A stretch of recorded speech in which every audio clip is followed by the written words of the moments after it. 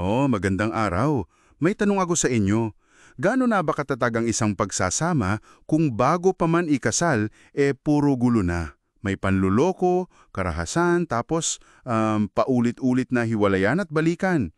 At kailan ba masasabi ng batas na ang kasal ay, alam mo yun, walang bisa talaga mula umpisa dahil sa tinatawag na psychological incapacity? Kahit pa yung linaw nito lumabas lang pagkatapos na ng seremonya. Ngayon, tatalakayin natin ng masusi ang isang medyo viral na kaso na umabot pa sa Korte Suprema. Ito yung Republic of the Philippines versus Angelique Pearl O. Clower and Mark A. Clower. GR number 246868, tama ba? Yung may petsang February 15, 2022, medyo bago-bago pa to. Oo, yun nga. At ito yung ating malalimang paghimay base sa mga material na pinag-aralan natin. Okay, sige, simulan natin. Si Angelique Pearl, siya yung nag-file ng petisyon para ipawalang bisa yung kasal nila ni Mark. Ang sinasabi niya, pareho daw silang may psychological incapacity. Aha, at ano yung background nila? Paano sila nagkakilala?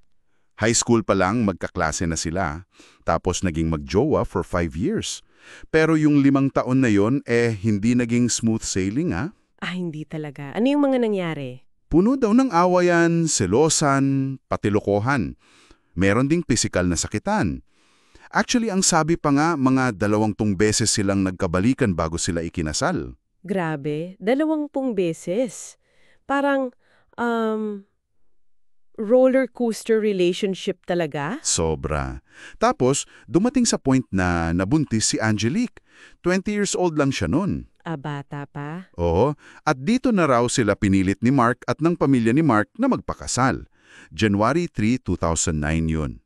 May kasama pang pangako na hindi raw natupad. Naku, pressure cooker situation pala.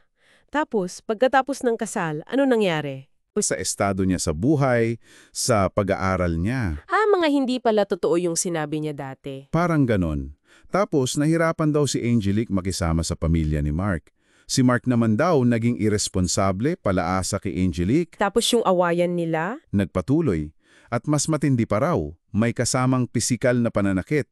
May 1 beses pa nga raw na nabasag yung panga ni Angelique. Grabe naman yun. Oo, pero may time din daw na nasugatan naman ni Angelique si Mark sa ulo. So parang pareho silang may aggression. Naghiwalay sila ng tuluyan noong January 2012. Wow, ang bigat ng mga pangyayari. At may nagpatunay ba sa mga ito sa korte? Meron. Yung tiyuhin ni Angelique, si Johnson Tew, nag-testify siya. At nandun din yung testimony ng psychiatrist, si Dr. J. Madelon Castillo Carcereni. Yung expert witness. Anong findings niya? Importante to, si Angelique lang yung personal niyang na-examine, na-interview, at nabigyan ng tests. Okay. So hindi niya nakausap si Mark? Hindi. Yung findings niya tungkol kay Mark based lang sa salaysay ni Angelique at nung ama ni Angelique. Pero, based dun sa assessment niya kay Angelique at sa mga kwento, na-diagnose niya si Angelique with borderline personality disorder. Okay. Tapos si Mark? Si Mark naman daw, based sa indirect information, mukhang may narcissistic personality disorder. At ang sabi pa ni doktora, itong mga kondisyon na to, malala daw, permanente, nag-uugat bago pa sila ikinasal, yung tinatawag na juridical antecedents, at incurable daw. So, based sa expert, parang kumpleto yung rekado para sa psychological incapacity nun. Sa pananaw ng expert at ng lower courts, oo. Kaya naman yung regional trial court, pinawalang bisa nila yung kasal. Tapos kinatigan din sila ng Court of Appeals. Pero bakit umabot pa sa Korte Suprema? Sinong umapela? Yung gobyerno, yung Office of the Solicitor General, OSG. Hindi sila kumbinsido na sapat yung ebidensya, kaya dinala nila sa Korte Suprema. Okay. So, ang naging pinakatanong sa Korte Suprema ay... Yung issue. Sapat ba talaga yung kabuuang ebidensya na inilatag para mapatunayan yung psychological incapacity ng mag-asawa, considering lahat ng nangyari at yung expert testimony? At ano ang naging hatol ng Korte Suprema? Well, dito, nagiging mas interesting. Pinagtibay ng Korte Suprema yung desisyon ng Court of Appeals. Ibig sabihin, pabor pa rin sila sa pagpapawalang bisa ng kasal. Talaga?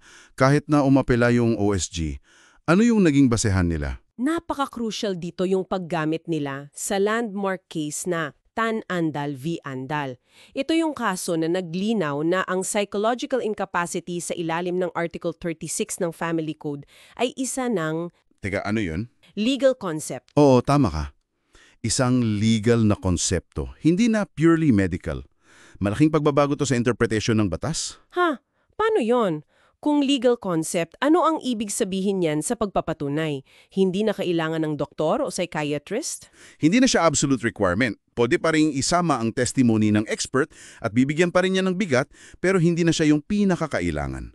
Ang tinitingnan na ngayon ng korte ay yung clear and convincing evidence based sa totality of evidence. Totality of evidence. Ibig sabihin, tinitingnan lahat. Yung buong kwento. Eksakto.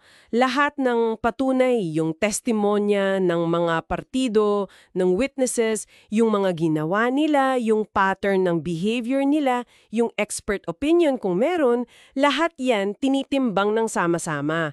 Hindi na lang nakadepende sa diagnosis. So, sa kaso ni na Angelique at Mark, paano in-apply ito ng korte? Sinuri nila yung buong kasaysayan, yung mga kilos nila bago pa man ikasal at pakatapos, yung paulit-ulit na away, yung pananakit, yung mga kasinungalingan, yung pagiging irresponsable ni Mark, yung hirap sa pakikisama. Yung buong gulo, kumbaga. Oo. At nakita ng korte na yung mga ito, hindi lang basta, alam mo yon, simpleng away mag-asawa. Nagpapakita raw ito ng tatlong mahalagang elemento ng psychological incapacity ayon sa legal na pananaw. Ano yung tatlo na yon? Una, juridical antecedents. Malinaw daw na yung mga problema sa personality nila nag-ugat na bago pa sila ikinasal. Hindi to basta lumitaw pagkatapos ng kasal. Okay. Yung ugat, pangalawa. Pangalawa, gravity. Seryoso at malubha yung mga problema. Hindi ito yung mga simpleng di pagkakaunawaan lang na kayang ayusin. Nakakaapekto na ito sa kakayahan nilang gampanan yung basic marital obligations. Makes sense. At yung pangatlo? Pangatlo, incurability. Pero sa legal sense ito hindi necessarily medical incurability. Ang ibig sabihin, dahil sa personality structure nila, naging imposible na para sa kanila na tuparin yung mga esensyal na obligasyon ng pag-aasawa. Parang incompatible na talaga sa level na hindi na maaayos para magampanan yung buhay may asawa. So kahit na sabihin natin yung pananakit, for example, ay ground for legal separation. Oo. Dito, tiningnan siya ng korte na parang simptomas lang ng mas malalim na problema, yung mismong psychological incapacity, na nandun na pala bago pa sila ikinasal. Tama, yun mismo ang punto. Kapag yung mga akto na grounds for legal separation or other issues ay manifestation lang pala ng dati ng umiiral na psychological incapacity, pwedeng gamitin ng Article 36 para ipawalang bisa ang kasal mula sa simula. Hindi lang basta hiwalay, kundi parang hindi talaga nagkaroon ng valid na kasal in the first place. Malinaw. Napakahalagang distinction yan. Totoo. At dito papasok yung tanong para sa'yo, sa ating mga tagapakinig. Ngayong malinaw na ang legal concept ng psychological incapacity at hindi na kailangan ng medical expert para mapatunayan ito, ano sa tingin mo? Mas mapapadali kaya o mas magiging komplikado ang proseso ng pagpapawalang bisa ng kasal dito sa Pilipinas? Oo nga no, interesting na tanong yan. At ano kaya ang magiging epekto nito sa institusyon ng kasal? Mas maraming mag-file o baka mas maging mahirap patunayan kasi totality of evidence na ang basehan? Ano sa palagay mo? Magandang pag-isipan yan. Ano po ang masasabi ninyo rito mga ka-deep dive? May mga tanong ba kayo o reaksyon? Paki-comment lang sa ibaba. At syempre, kung nagustuhan ninyo ang usapan natin, pa-favorite naman po. At bago tayo magtapos, i-recap lang natin yung mga key takeaways o doktrina mula sa kasong Republic versus Clore. Una, psychological incapacity under Article 36 ng Family Code.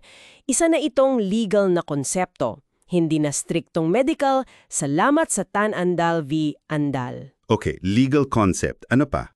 Pangalawa, kailangan pa ring patunayan yung tatlong criteria: gravity, kalubuan ng kondisyon, juridical antecedents, umiiral na bago pa ang kasal, at incurability. Sa legal sense, yung kawalan ng kakayahang gampanan ang marital duties dahil sa personality structure.